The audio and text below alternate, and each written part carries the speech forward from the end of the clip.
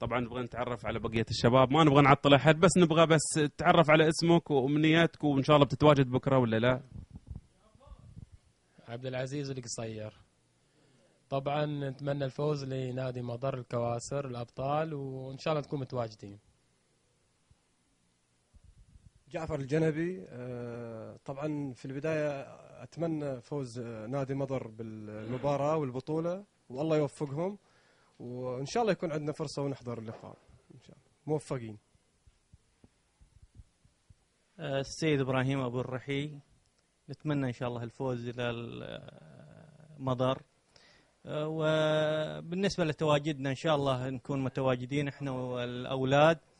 كمان أشير إلى أن الأولاد جدا مستعدين إلى هذا اللقاء، حيث أنهم زينوا السيارات ووضعوا الاستيكرات على السيارات استعدادا لهذا اللقاء، ونتمنى إن شاء الله الفوز إلى مضر.